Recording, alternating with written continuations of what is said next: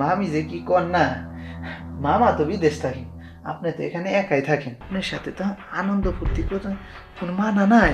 কামরুল চুপ করো, আমি বুঝছি তুমি কি বলতে চাও। আচ্ছা শুনো, তুমি এখানে বসো, আমি না প্রস্তুতি নিয়ে আসি। বুঝছেন? তাইলে তো Smoking is injurious to health. It causes cancer. ধূমপান স্বাস্থ্যের পক্ষে ক্ষতিকারক। ধূমপান ক্যান্সারের কারণ।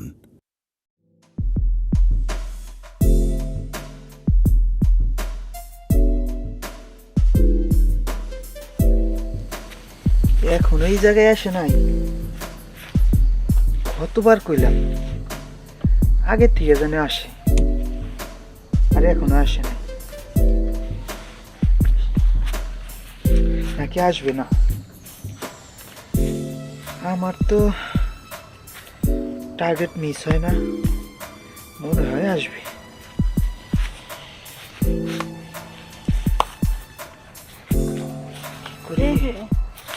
ও আইসো?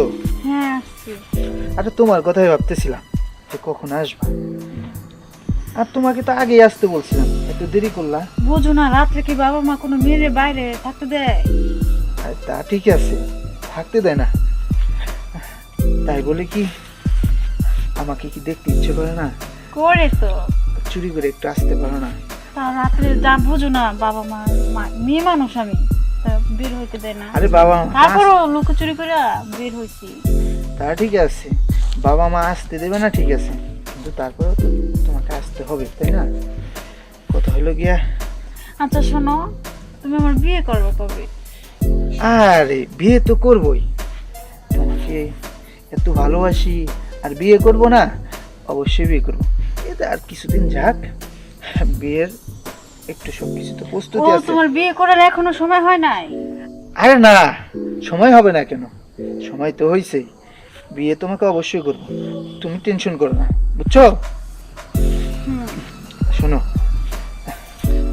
কথা হলো গিয়া, তোমার স্পর্শ ভালোবাসা না পাইলে আমার একটু ভালো লাগে না, মনটা চায় যে তোমাকে সবসময় পাশে পাশে কাছাকাছি দেখি, মনে করেন আমার মনটা জুড়ায় যায়। আর এই দেখো শীতের রাত্রে তোমার সাথে দেখা করতে আসছি, আমার কি তোমাকে কেমনে বুঝাই, আমার তো মন চাইতেছে তোমাকে একটু।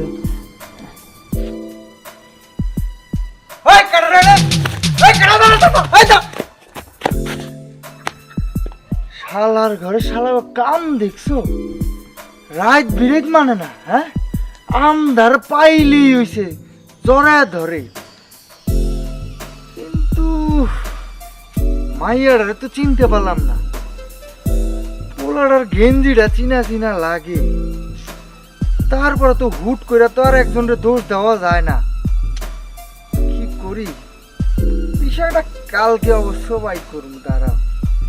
শালা গুগু খাইয়া যাও ধান, হ্যাঁ যেই দিন ফান্দে পড়বা সেই দিন নিব তোমার প্রাণ। দেখি ওকে একটা ফোন দে, সারাদিন তো ব্যস্ত থাকে, ওর ফোন দে। বিদেশে তো থাকে, আমার কথা একটু কেউ মনে পড়ে না? যাওয়ার কতদিন হলো, 4টা বছর হলো।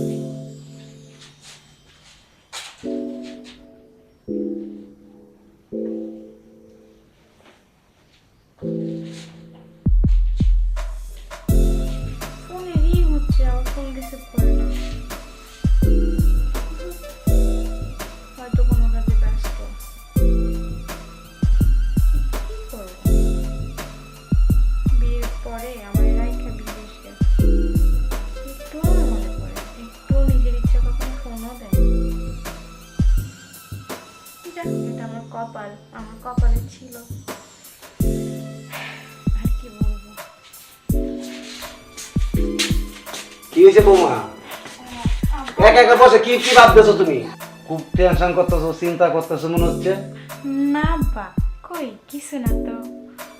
শুনো বৌমা, এই নিয়ে কোনো টেনশন করবে না, আর চিন্তা করবা কে? বৌমা আমি তো বুঝি তো মায়ের মন, শোনো টেনশন করো না, আর তো 2 মাস, 2 মাস পরে পোলাই আই। না মা, আমি এই নিয়ে টেনশন করি না। আর আমি ভালো আছি, কে বলছে আমার মন খারাপ? আর আব্বা, আপনি শুধু শুধু বলতেছেন। আপনারা খাওয়া দাওয়া করছেন? হ্যাঁ মা, খাওয়া দাওয়া করছি। আচ্ছা মা, তুমি চিন্তা করো না। বেশি চিন্তা যদি করো মা, তোমার শরীরটা খারাপ লাগবে, চেহারা শুকিয়ে যাবো। তুমি চিন্তা করবে কে? দেখতে দেখতে মা 2 মাস কাটতে যাইবো গা, দেখবা ঠিকই আমার ফুলা তাড়াতাড়ি আইবো। না আব্বা, আমি টেনশন করতেছি না। আর শুনেন, আপনার তো খাওয়া দাওয়া শেষ হয়েছে, তাহলে এখন তো অনেক রাত হয়েছে, আপনারা যাই রেস্ট করেন। আর কোনো কিছুর প্রয়োজন হলে আমারে বললেন, আমি আছি। হ্যাঁ মা। আচ্ছা বৌমা, তাহলে তুমিও জায়গা থেকো না, টেনশন করো না, তুমিও ঘুমাও, ঠিক আছে? আমরাও যাই ঘুমাই। আচ্ছা মা, ঠিক আছে। আচ্ছা মা, তাহলে থাকো, এই চলো। আচ্ছা ঘুমাও। আচ্ছা।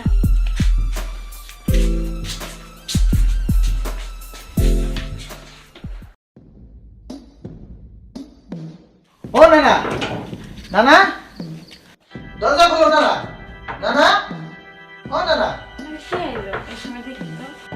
নানা, ও নানা, নানা, ও নানি, কে আপনি? নানারে রাখবেন। আমার আপনি চিনবেন না, নানারে রাখবেন। আরে থামো, তুমি নানি কারে কইতেছো? আর তুমি কে? কোথা থেকে আইছো? ও বুঝতে পারছি, নানা মনে হয় হ্যাঁ পুনরায় নতুন বিয়ে করছে তোমারে, তাই না? আর তুমি ছোট নানি, আরে- নানারে ডাক দাও। আরে কি কইতেছো? থামো, কে তুমি? তোমার নাম কি? আমার আপনি চিনবেন না, নানারে ডাক দেন, নানা আমারে চেনে।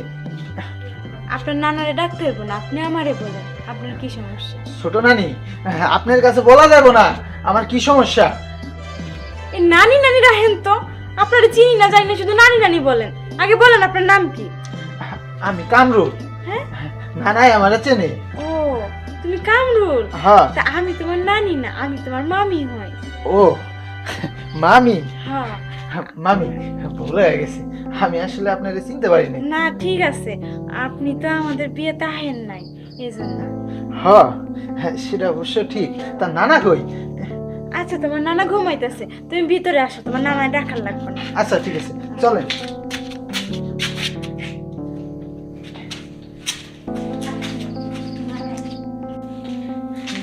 আসো, বসো। আরে কি হয়েছে? এমন করে হাঁপাচ্ছ কেন? না মামি, হয়েছে কি, রাস্তা দিয়ে আসার সময় হঠাৎ করে কিছু কুত্তা আমার দিকে তীব্রভাবে ধাওয়া করছে। কোনো দিকে কুল না পায়া এইদিকে দৌড় দিছি। দৌড় দিতে দিতে বাড়ির ভিতর ঢুকে দেখি যে আমারই নানার বাড়ি। ও তাই?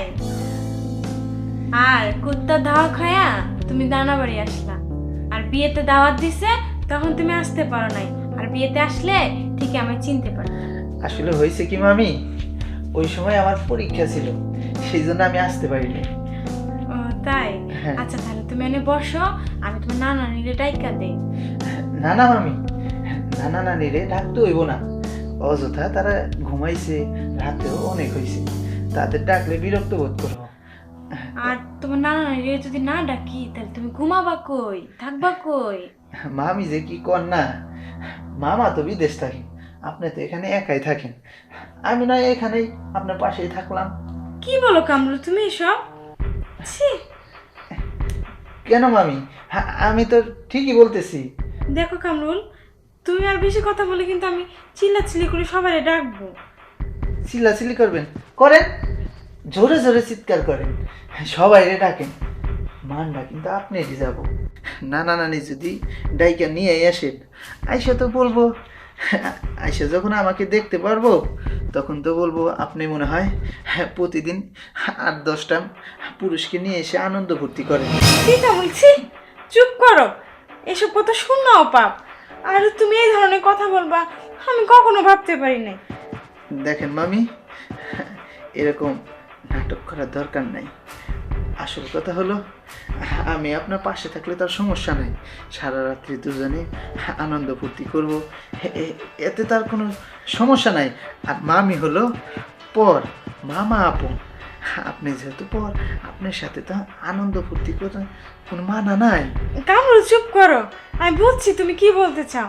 আচ্ছা শুনো, তুমি এখানে বসো, আমি না প্রস্তুতি নিয়ে আসি। বুঝছেন? তাইলে তো আচ্ছা ঠিক আছে, আপনি চালু করে আসেন। আচ্ছা বসো। দেরি করেন না কিন্তু।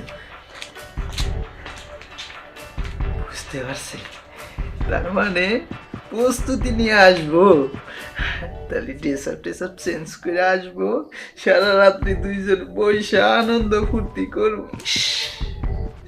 দিলটা অনেক খুশি হলো। আসেন আব্বা, আম্মা আসেন, এই দেখেন। কি হয়েছে বৌমা?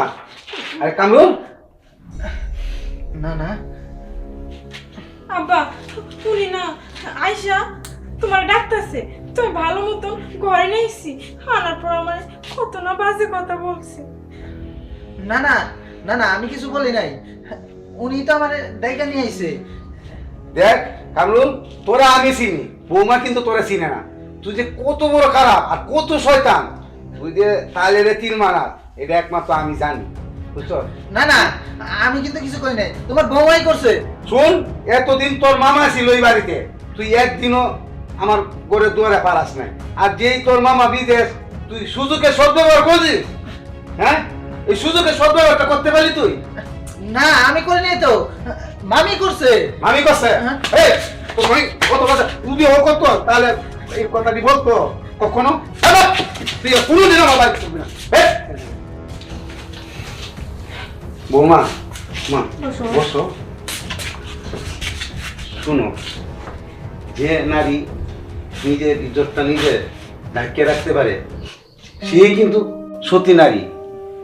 যে ইজ্জতের মূল্য দিতে পারে, এটা একমাত্র তোমার কাছেই আমি পাইলাম। শোনো, আজকে তুমি যে প্রমাণটা দিলে, তোমার আর তুলনা হয় না। যে নারী ইজ্জতের মূল্য দিতে পারে, এর উপরে আর কোনো কিছু থাকে না। জানি তুমি অনেক কষ্টে থাকো, এই যে আমার ছেলে বিদেশে, তুমি প্রকাশ করো না আমার লগে, দুঃখ নিয়ে থাকো। সত্যি মা, তুই বিশাল বুদ্ধিমতী। বাবা